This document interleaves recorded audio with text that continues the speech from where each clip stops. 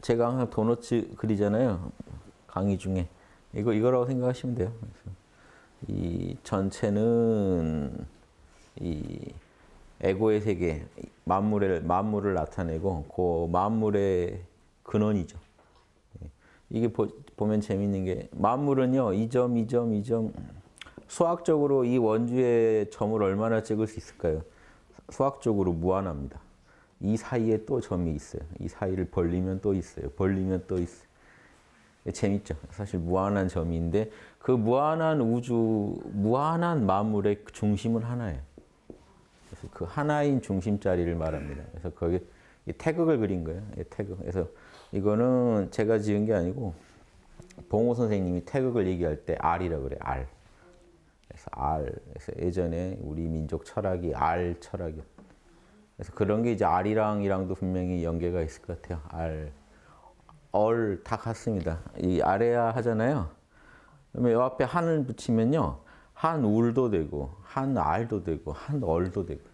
한얼 그러면 위대한 큰 얼 정신이 되고, 한울 그러면 큰 울타리가 되고요. 아무튼 그리고 한알 그러면 하나의 큰 씨알이 되고, 우주를 낳은 씨알. 그래서 알이라고 합니다. 그래서 제 예전에 초보자를 위한 단학이나 이런 데 번역된 거 보시면 천부경의 천일, 지일 이런 걸 다 하늘의 알, 땅의 알 이런 식으로도 풀고 했어요. 그래서 알을 그려놨다고 보시면 돼요. 그래서 알이라는 게 계란도 그렇고 보시면 노른자와 중심과 주변으로 이루어져 있죠. 그래서 이 중심부와 그 중심부의 작용인 주변. 그래서 이 자체가 사실은 하늘을 불교로 치면 한마음이고 우리로 치면 하느님을 나타내요. 하느님의 본체와 사실 작용이죠. 하느님이 작용이 안 미친 데가 있을 수 있나요? 본체와 작용이 되죠. 노른자가 본체면 또 흰자 부분이 작용이 됩니다. 그래서 이 태극을 이렇게 예전에 그리는 그림이에요. 이게 태양을 그릴 때도 이렇게 그리죠.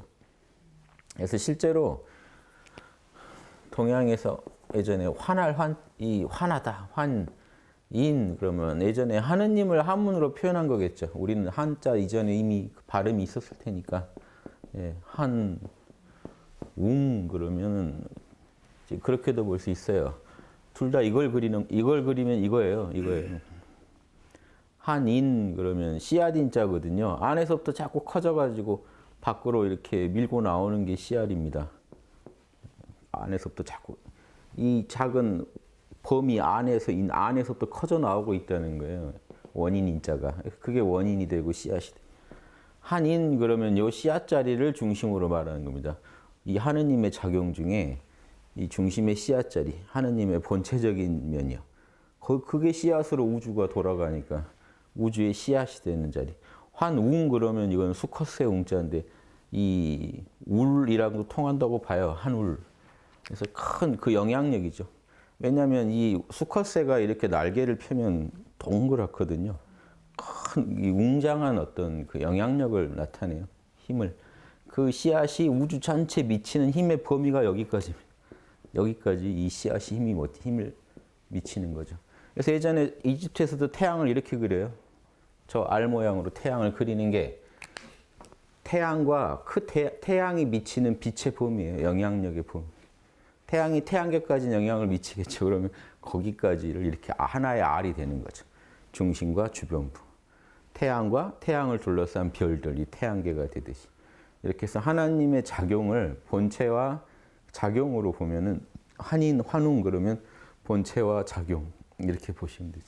그러니까 제가 이런 우주적인 의미를 갖고 이걸 한 인격신한테 배당하더라도 저 북극성에 계신 분을 한인이라고 하고 온 우주를 돌아다니면서 하느님의 분신으로서 이 작용을 나타내는 불교로 치면 이게 본신이면 요 분은 이제 화신이죠, 화신. 저 우주의 어떤 보신으로 계시면 법신은 아니에요. 법신은 인격이 아니니까. 아무튼 아미타불이 보신불이죠. 아미타불 같이 보신불로 저 북극성에 계시면 관세음 같이 화신으로 전 세계를 전 우주를 돌아다니면서 이 인류를 살리는 작업은 환웅한테 맡기는 거죠. 이런 식으로 이렇게 분석해 보시면 단순한 신화가 아니라 우리 아주 철학이 나옵니다.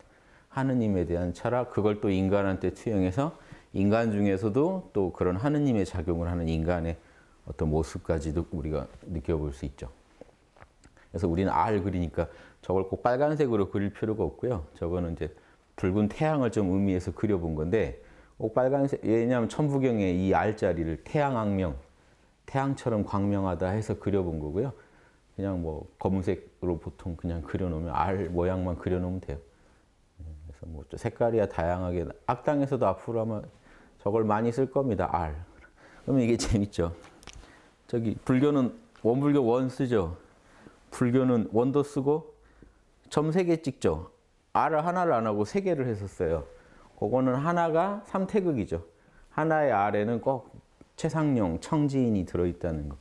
근데 이 본체로서의 알은 안 쓰더라고요. 이것도 뭐 문파 꼭 따질 게 아니고 이 진리는 똑같기 때문에 요거 쓰나 요거 쓰나 같은 의미예요. 삼태극이냐 그냥 그 태극 삼태극 자체가 CR이 되는 측면을 얘기하는 거냐 그 차이죠. 작용으로 치면 작용은 천주교도 이거 쓰죠. 이거 쓰고 싶었는데 천주교가 쓰고 있어서 제가 안 썼어요. 요거 쓰고 싶은. 이거는 알이 동서남북을 경영하는 의미를 가져요. 그러니까 예수님을 통해 강조된 십자가라는 거의 의미는요. 이 지수화풍을 경영한다. 동서남북을 경영한다. 추나추동을 경영한다는 의미를 가져요. 우주를 질서를 가지고 경영하시는 하느님의 의미를 갖습니다. 그래서 이게 동양의 이 만자도 똑같죠, 뭐. 그렇죠? 이렇게 하는 것도 십자가죠, 사실. 이 지수화풍을 경영한다는 뜻이거든요. 이 만자도 결국 사방을 경영한다. 이렇게 사천왕하고 연결해서 많이 설명하죠. 만자 설명할 때도 동방, 서방 다 천왕들이 있잖아요. 그래서 결국 수미산을 중심으로 동서남북 사천왕이 있어서 사방을 경영하는 그런 그 진리를 그리는 거예요. 불법이 사방을 경영한다. 근데 사방을 하나 또 쪼개면 팔방이 되잖아요. 그러면 이걸 절에 가면 봉은사 입구에도 그 상이 만들어져 있죠. 법륜이 돼요. 법륜. 팔방을 경영한다. 진리가. 진리로 팔방을 경영하나 아무튼 그 경영의 주체는 하나의 씨알이에요. 무조건. 그래서 저희 학당이 그러는 거예요. 사방을 경영하든 팔방을 경영하든 씨알이 하는 거고 텅 빈 우주도 씨알을 통해서 씨알의 모습으로 중심의 모습으로 우주를 또 경영하고 그래서 그 한마음을 그리는 거예요. 한마음. 이 한마음의 본체는 텅 비어 있고 한마음의 작용은 무한하죠. 사방팔방을 다 경영하죠. 천도교 같으면 어떻게 하나요? 천도교 같으면 이렇게 그래요. 이 알에서 현상계가 나누는데 음양의 두 기운을 그려놔요. 음양의 기운으로 다 똑같잖아요. 한 종교에서 만든 것처럼. 그래서 제가 보면은 이런 거 연구해 보면 다 무상해요. 다 하나예요. 이렇게 막 따지고 하는 게 참 무상해요. 이게 결국 이 인간이 만들어낼 수 있는 진리에 대한 그 형상이라는 거는 선천적인 그 로고스에서 영감을 받는 거기 때문에 이런 거 이상일 수가 없습니다. 요즘. 그러면 오음은 다른 것 같으세요? 오음, 인도의 오음. 오음 글자 아세요? 오음. 저는 한번 하면 끝장을 봅니다. 오음도 이거예요. 오음. 알에서 우주가 나오는 거예요. 이 알이 이 우주를 만들어내는데 하나, 둘, 셋 해서 이 3가지 모습으로 우주를 만든다는 걸 그려요. 그걸 줄여서 지금 이렇게 그리고 이렇게 옴자 씁니다. 이거는 브라만 주체예요. 브라만이 이 에너지를 통해서 이제 하늘, 땅, 사람처럼 이렇게 뭐죠? 깊은 잠, 꿈, 생시를 만들어낸다. 그래서 이제 이걸 가지고 읽을 때 이 3개를 만들어내니까 우주의 시작, 중심, 끝에서 옴이라고 읽는 거예요. 아우음. 입이 그래요. 시작하면 아가 나와요. 아 닫으려고 하면 우가 나옵니다. 목구멍에서 나오는 거 똑같죠. 목구멍에서 나오는 거 똑같은데 현상계의 모습에 따라 3가지 소리가 나죠. 근원은 똑같은데 현상계에서 3가지 모습. 그 말만 해보셔도 옴 글자를 알 수 있어요. 이거는 이 셋의 동일한 근원으로서 우주의 그 태극자리를 말해요. 태극. 그 태극에서 우주가 발생하면 천지인의 새 모습이 나오듯이 아우음 새 음이 나온다. 이 정도 됐죠? 알짜 하나 가지고. 이런 게 보면 다 똑같아요. 그래서 그렇게 별로 창의성이 없어요. 사람들이 할 수 있는 게 이 정도. 사실은 창의적일 필요가 없죠. 진리를 정확히 표현하기만 하면 되는 거니까. 근데 이렇게 다양한 종교에서 창의적으로 표현한 진리의 상징들이 보면 왜 똑같을까 이거죠. 왜 다 거기서 거길까? 의미가 다 통할까? 일맥상통할까? 이게 저 태양이 저 이집트 가면 태양신 라입니다. 라를 그리면 저렇게 돼.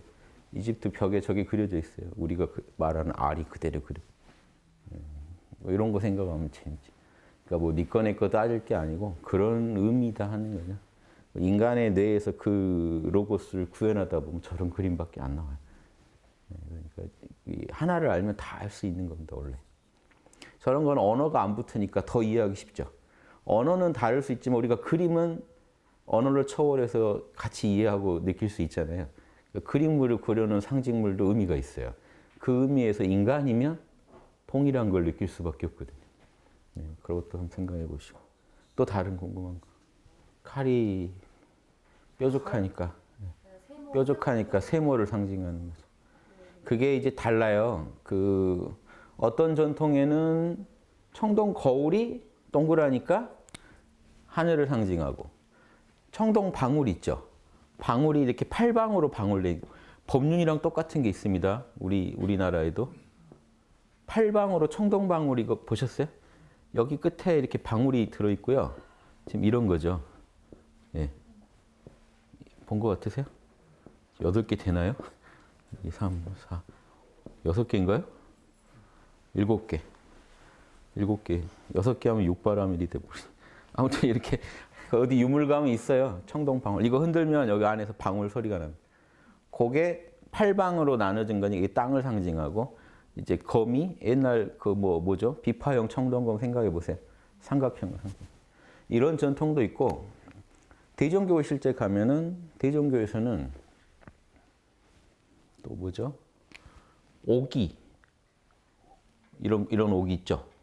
오기 하늘을 상징하고, 동그란 오기 하늘을 상징하고, 청동 거울이 이게 뭐죠? 평평한 땅을 상징하고, 또 칼이 또 사람을 상징.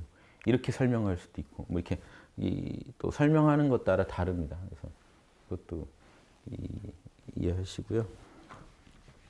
그러니까 거기서 뭘 취했냐예요. 그래서 결국은 그 물건은 상징물이고, 동그라미를 나타내고 싶다, 네모를 나타내고 싶다, 그 사람을 나타내고 싶다, 그렇게 이해하시면 돼요. 그래서 이 사람은 삼각형. 이거 재밌어요. 이 삼각형 가지고 철학을 연구해 보시면 사람이 가야 할 길도 나와요. 결국 이거는 밑은 네모고 위는 동그라미란 얘기거든요. 동그라미처럼 하나고 밑은 2개로 찢어져 있고, 이는 음수고 일은 양수거든요. 위는 하늘 같고 밑은 땅 같단 말이죠. 그래서 2발로 땅을 디디고 있는데 머리는 동그랗단 말이죠, 사람이. 예. 그러니까 요 삼각형이 사람이다 그러면 사람은 하늘로 솟아나야 돼요. 그냥 있으면 땅밖에 안 되니까 하늘로 솟아나는 존재가 돼야 되잖아요. 그러니까 예전 어른들이 볼 때 하늘로 솟구치는 건 다 신성한 게 됩니다. 사슴뿔도 신성한 거예요. 하늘로 솟구쳤어요. 그러니까 우두머리 하는 게 소뿔 같은 거 신성하게 여겨요. 하늘로 솟구친 것들. 새 얼마나 신성해요. 하늘에서 왔다가, 하느님과 인간의 사자격이 되죠. 왔다 갔다 하니까. 땅에도 착륙했다 다시 올라가. 그러니까 아까 환웅도 수컷새 웅자라니까요. 새를 상징해요. 새. 동물로 치면 새. 그리고 예전에 그러면 이런 거 있죠. 나무에다가 새 이렇게 만들어 놓은 거. 뭐라고 하죠? 솥대라고 하잖아요. 솥대. 그리고 예전에 그 도인들이 돛 닦는 데가 소도죠. 소도. 그걸 의미를 이제 신채호 선생이나 이런 분들이 팔 때 솟는 땅이라고 봐요. 솟는 땅. 소도라는 의미가 인간이 하늘로 솟아나는 땅. 그런 의미로 보시면 재밌죠. 우리가 이제 거듭나야 한다. 그러니까 예수님이 와가지고 자기 육신을 십자가에다가 사지를 못 받고 거듭났잖아요. 이런 신화적인 얘기랑 통합니다. 뭔가 일상적인 얘기는 아닌데 그 안에 담긴 메시지가 사지 육신을 십자가에다 못 받고, 그러니까 이 땅으로서의 어떤 사람으로서의 성질보다 이제 하늘 사람, 하늘적인 사람으로서 거듭난다는 의미를 갖고 그런 게 이제 우리 민족한테도요 솟아나야 된다 하는 그게 있어요. 어떻게 솟아날 거냐? 삼일신고 보면 지감조식 금촉하면 솟아난다. 이 정기신, 몸뚱이랑 에너지, 호흡이랑 정신, 마음을 닦으면 사람이 솟아날 수 있어요. 그런 의미랑도 이어졌다고 보시면 돼요. 이게 재밌는 게 이건 우연입니다만은 우리 한글 소자는 한글이 나온 거는 후대니까 이렇게 생겼죠. 이게요. 저기 스메르 같은 데가 미사일 그림이에요. 날아다니는 무기 그림이에요. 그리고 한자로 이게 뭘까요? 화살 시자예요. 이게 지금 이렇게 된 겁니다. 여기 살짝 비틀어져. 똑같죠? 지금 각골문이랑 우리 한글이 똑같은데 왜 의미까지 비슷해서 그리고 이게 수메르에 가면 이게 그대로 미사일이에요. 날아다니는 어떤 무기예요. 이런 거 보면은 아주 재밌네요. 뭔가 인간이 본능적으로 이렇게 그리고 있는 게 아닐까. 그렇죠. 무의식 중에. 이걸 뭐 보고 뵙겠다는 게 아니라 무의식 중에 되게 이렇게 이거 발음이 소시예요. 이걸 읽으면. 솟구치는 그런. 이런 것도 다 재밌죠. 그래서 뭔가 인간은 항상 이 땅에만 매여 있으시면 안 되고 예수님이 육신을 못 받고 거듭나잖아요. 영적인 몸을 얻잖아요. 그런 것처럼 좀 거듭나야 된다. 이런 생각을 솟아나야 된다. 우리식으로 말하면. 그래서 솟아난 사람들이 예전에 우두머리가 되고 이렇게 신라 같으면 막 뿔을 상징하는 그 왕관을 쓰죠. 아무튼 서양도 다 솟구치는 거 좋아하죠.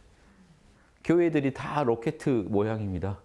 명동성당 아주 전형적인 뭐죠? 예전에 콜롬비아하고 막 날아가는 딱 그 모습이에요. 그러니까 그런 게 솟구치려고. 근데 이제 지상을 버리고 솟구치면 소승이 돼요. 그러니까 지상을 성통공안해서 솟아나야죠. 홍익인간 하면서 솟아나자는 게 우리 민족 철학이니까 그런 게 재밌죠. 또 솟아난 사람이라야 중생을 도와줄 수 있고 이런 게 다 보살 사상의 원형 아닙니까? 왜 원형이라고 얘기하냐면요. 우리가 말한 지금 이런 사상들은 부처님 오시기 훨씬 몇천 년 전에 이미 몽골족 사이에 있던 사상이니까. 그게 몽골족한테 보편적이었단 말이에요. 그 몽골족이 이어져서 인도 부처님이 몽골족으로 현재 추정된단 말이죠. 네팔이나 지금 거기 지금 티벳이나 부탄 다 몽골족이죠. 그런 어떤 몽골족들 그 문화에서 나왔다고 본단 말이죠. 그래서 실제로 티벳 라마승들은 부처님을 황인종으로 본단 말이에요. 우리랑 같은 황인종이다. 인도인 아니다. 1900년도 초에 그 티벳 라마승들한테 인터뷰한 자료를 보면은 중국인이다. 중국인과 같은 인종이다. 우리는 몽골족이란 말을 그렇게 하는 거예요. 그 당시. 저기 인도인 아니다, 부처님. 왜냐, 자기 그 티베트인들도 그렇게 우리도 그 히말라야 거기 사니까 우리족이다라고. 실제로 그렇게 그 추정이 지금 100% 증명된 건 아닙니다만 일리가 있는 이유가 지금 네팔 정도 땅에 계셨다고 보는데 정치 문화를 분석해 보면 그 뭐죠? 예수님 그 국가가 뭐죠? 무슨 갑자기 생각이 나네. 그 나라 이름 기억나세요? 아니 예수님이래. 부처님. 갑자기 왜 말씀을 못 하시나 했더니 예수님이라고. 뭐 예수님은 예수님이고 아무튼 예. 마가다 뭐 코살라가 강대국이고 부처님 사시는 데는 코살라국인가 그러죠. 거기 그 유마거사 그 살던 그 뭐죠? 갑자기 생각이 안 나네요.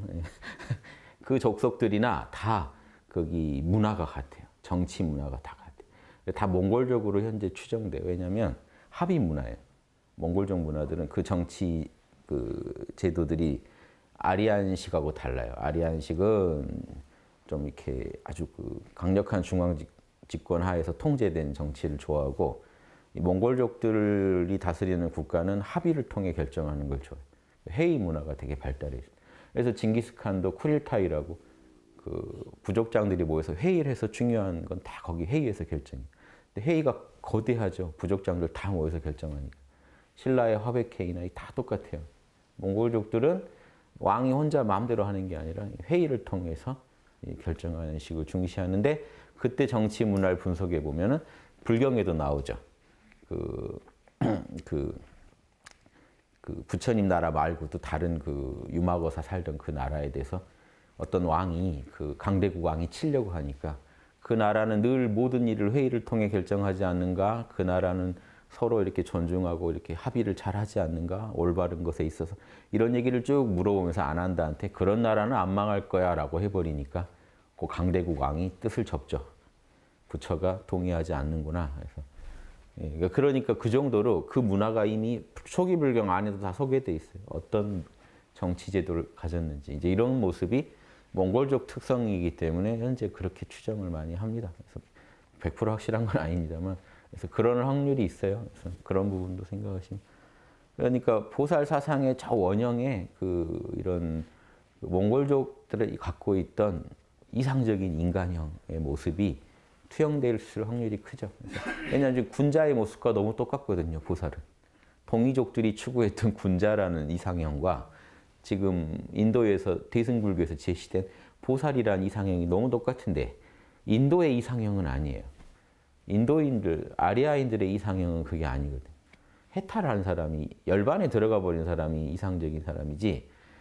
그리고 그러면 인도인들도 누가 와서 도와주면 되게 좋을 텐데 그걸 왜 거부했을까라고 생각해서 그런 사람이 인도인들 보면 필요할 텐데요. 중생을 도와주고 다니는. 열반에 들지 않고요. 근데 인도 경전을 보면 있어요. 그런 사람들이. 누군지 딱 보면 그 사람들은 신이에요. 신. 비슈누, 시바, 브라마가 그러고 다녀요. 그러니까 인도인들한테는 인간은 그럴 필요가 없다고 생각합니다. 인도인들은 그건 신이 알아서 할 문제고 신이 중생들한테 나타나서 다 도와주기 때문에 그건 신이 하실 일이고 인간은 빨리 열반에 들어주는 게 신을 돕는 거라고 생각합니다. 그런데 대승불교에 오면 그 신의 역할을 인간이 가져오는 겁니다. 그것도 인간이 하는 거다 하고 가져와 버려요. 성불한 사람이 하는 거고 보살이 하는 거다. 이런 부분이 인도 철학하고 다릅니다. 그래서 이런 철학에도 몽골족 철학의 특성이 들어있지 않을까 이렇게 연구하시는 게 훨씬 더 자명할 거라고 봐요. 저도. 증거가 이런 식으로 설명했을 때 훨씬 설명이 잘 되기 때문에 지금 100% 증거가 있는 건 아니지만 현존 증거 가지고 추정해 보면 그런 설명이 더 맞다고 봅니다. 뭔 얘기하다 이 얘기했죠?